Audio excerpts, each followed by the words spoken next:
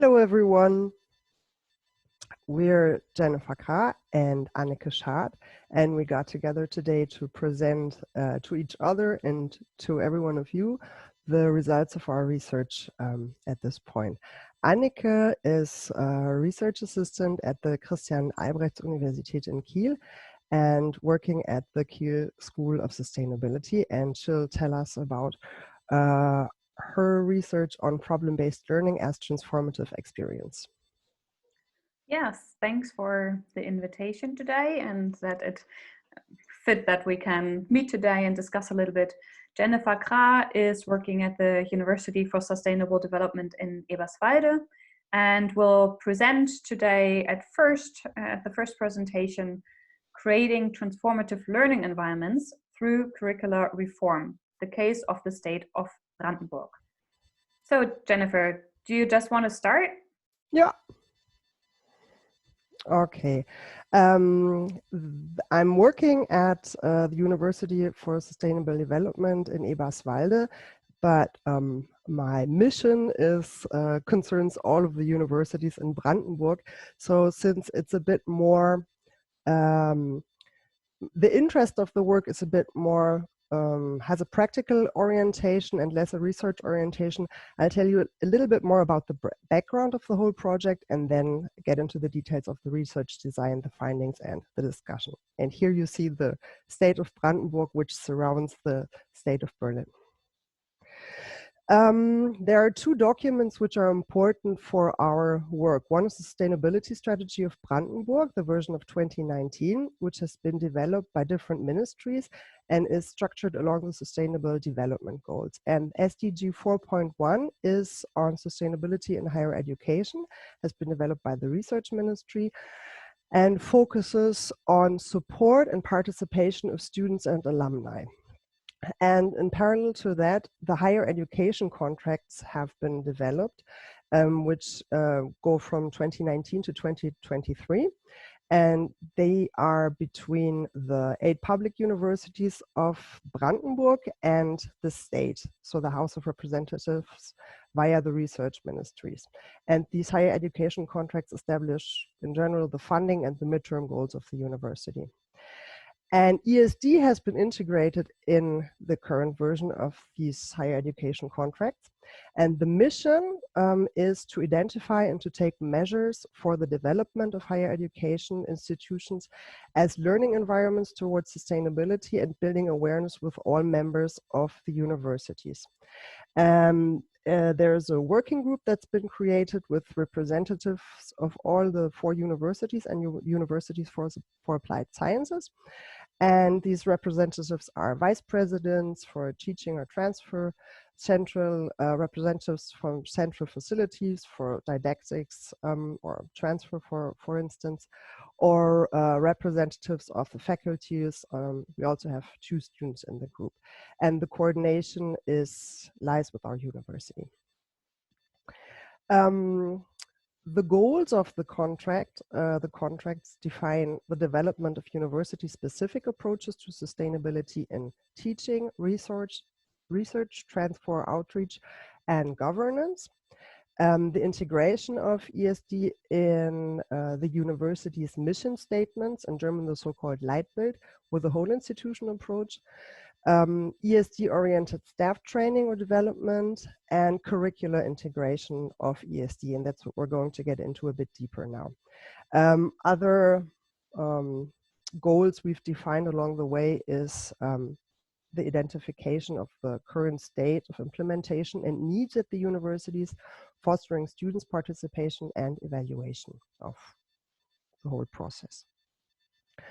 Now, what we've done so far with the current study is a baseline evaluation of the current state of sustainability in higher education curricula at state level. And we've undertaken a document analysis, quantitative content analysis, based on the national ESD monitoring in Germany in the higher education sector. And that had been undertaken with selected universities, several document types by Etzkorn and Singer-Brodowski.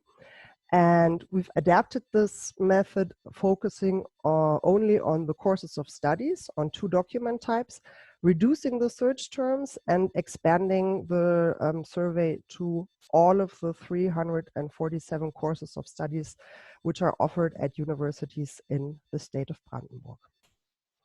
So the document types we looked into were study and examination regulations and module descriptions. And the search terms were sustainability, sustainable development, and education for sustainable development in both German and English. And the independent variables we looked at were the mention of sustainability in courses of studies, in the degree, the level, the type of degree, the document type, the context within the 2 different document types. And the survey period was November 2019 to February 2020. We've analyzed the data in March 2020 and have been in communication with the universities ever since in order to validate and discuss the results. So please kindly consider that these results haven't been published yet. Yes. So concerning the findings, the first interesting result was that of all the 374 courses of studies, sustainability was mentioned in 30% of all of these courses. So I think it's a very good start for the further development. Concerning the degree, we were looking at bachelor's and master's degrees, and sustainability is mentioned more or less equally in both degree levels. And concerning the type of degree, there's a strong representation of sustainability in bachelor and masters of engineering and in bachelor's and masters of science. There's sort of a medium representation in bachelor's and masters of arts and other master programs, and the lower representation in bachelor's and masters of education and of law. And there's no representation of sustainability in bachelor's and masters of fine arts. So concerning the document type, we looked at the study and examination regulations and the module descriptions. And we checked, does sustainability appear in both document types or in only one of them? And we figured that sustainability would be stronger represented if it appears in both document types. So that's the case in 12% of all of the courses. And there's a medium present. We figured that sustainability would have sort of a medium representation if it's represented in only one document type, in this case, the module description. And so adding to these 12%, there is another 18% where sustainability appears in the module descriptions. And then we looked into the context within these document types, where does sustainability appear? And we looked at the main document, the attachment, and found that in those courses where sustainability and those study and examination regulations where sustainability is a bit more strongly rooted in the main document and the attachment, that's about 26%. It appears only in the main document and 37%, and only in the attachment and another 37%. Here, since this only refers to a total of 46 documents, maybe the quantitative results doesn't say that much, but it's still an interesting finding. And then also we looked in which context within the module description sustainability appears. And we looked at the title, the goal, and the content of the module description. And sustainability appears in all 3 of these categories and 30% of the module descriptions. And another 34%, it appears in 2 of 3 categories. And in another 35%, it appears only in either the goal or the content. So we figured that, of course, a stronger representation is given when it appears, when sustainability appears in title, goal, and content. Now, of course, there's the question how to proceed with these findings with regard to curricular reform towards the integration of sustainability and the creation of transformative learning environments. There's the possibility of widening the integration of sustainability into more courses of studies, or of deepening the integration of sustainability into both study and examination regulations and module descriptions, and focusing on certain types of degree where sustainability hasn't been represented very strongly so far. So for instance, bachelor's and master's of arts or of education. Now the universities have entered in a strategy process where we're discussing these different options and university-specific options, and yeah, we'll see what comes of it over the next years. So as I've mentioned before, we're really interested in the practical aspect of all this, like how do we get ESD into the curriculum? And this is why I'm really interested in your research and or practical experience concerning these questions. So some questions I would like to put up for discussion are which factors or conditions enable the curricular integration of higher education for sustainable development? And how can we win staff over for creating transformative learning environments through curricular reform, leadership, teaching staff, administrative staff, and of course also students being part of the university? And also, how relevant from your perspective are staff development, students' participation, and the university's profile for curricular reform? For instance, mission statements and taking a whole institution approach. Yeah, so I'd be happy to hear about your ideas and input on this. And now I'm super interested in Anneke's perspective. Thanks a lot for the presentation. It was really interesting to hear how like a whole state is trying to figure out how to integrate education for sustainable development more. And maybe just going now in my example, because I think it can give, especially to your second question, some insights already. Due to my experience, it always really depends a lot on the actors in the university and how open they are about to integrate such programs and such missions. Mm-hmm. Alrighty, so thanks a lot again for the presentation, and I will now present a very practical example about problem-based learning as transformative experience with a case study about the Changemaker curriculum at Kiel School of Sustainability. And to give you shortly a brief overview what it's all about, the UVD Changemaker curriculum is where students plan and implement own socio-ecological projects. So for one semester, they have a project planning course where it's about generating ideas, analysis of problems in the city, and so forth. And the second semester, then they implement their project. Both courses are optional, but are integrated in master programs. And there's always a broad range of different projects coming out of there, depending a lot on the students' interests. So for example, some students organize do-it-yourself workshops, or other students even create an own product or own service and end up funding a company or association. So it is really broad and depends a lot on the students themselves. Just to give you one example, I chose the example of Resteritter, and these three men, they choose the problem of food waste and child poverty in Kiel, which is a large issue in Kiel. And their solution was to use leftover fruits to cook marmalade. And then they sell the marmalade and donate the money to another initiative that provides children with hot lunches at school.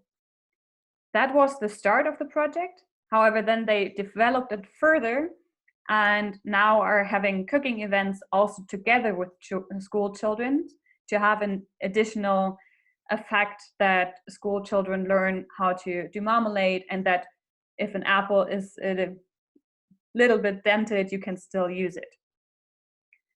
That just to give you a quick overview.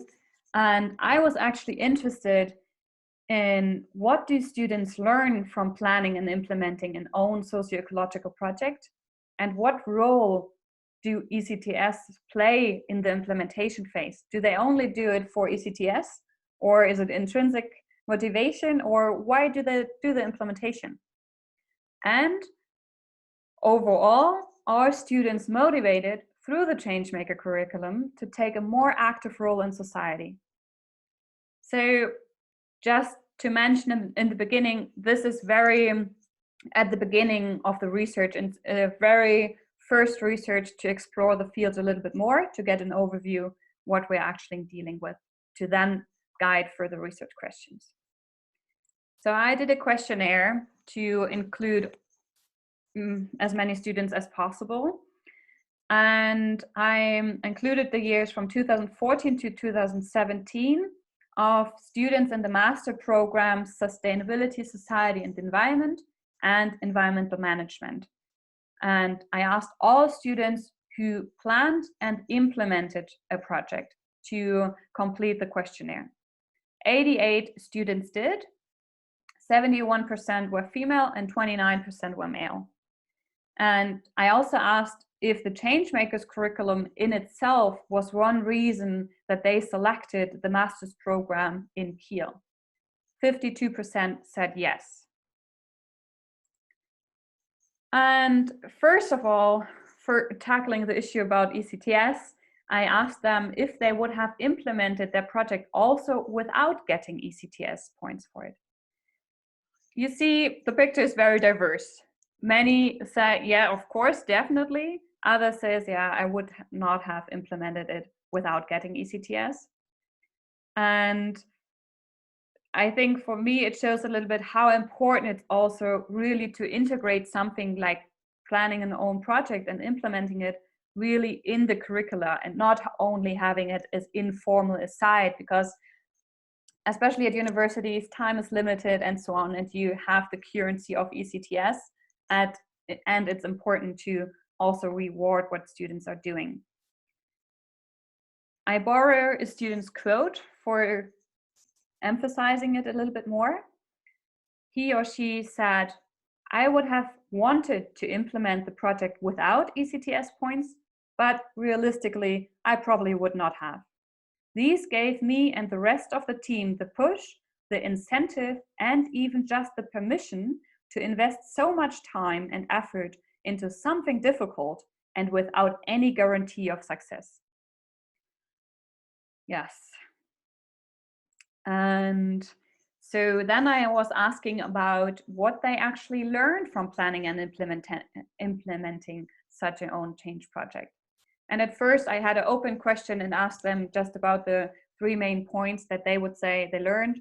And there, of course, was also a very broad range from specific tools, from project management and time management, but also specific knowledge, for example, about the refugee situation in Kiel. However, that of course depends highly on the project themselves that they were doing. And also many said that they learned a lot about themselves. For example, that they like to lead a team, or that it's possible to have an impact. And in general, what was becoming clear, that 73% of all participants named at least one aspect about teamwork within these questions. I have to add that the projects have to be conducted in teamwork. So they're asked to plan and implement the projects with at least 2 people, and normally not more than 5, because then team dynamics get difficult. So that's the task. And many said, yes, they learned a lot about teamwork.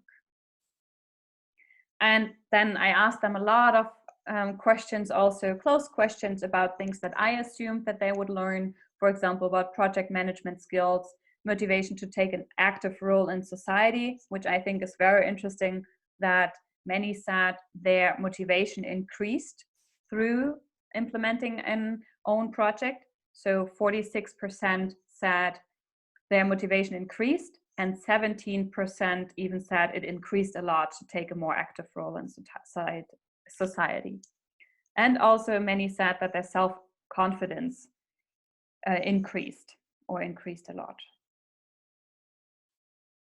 And I want to give you another quote from then the open part, the open questions, which shows quite well what it can mean to students to do an own project.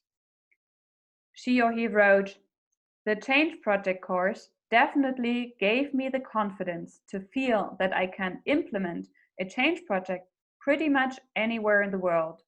I feel much more inspired to address any societal problems that I see, and I now think that it is possible.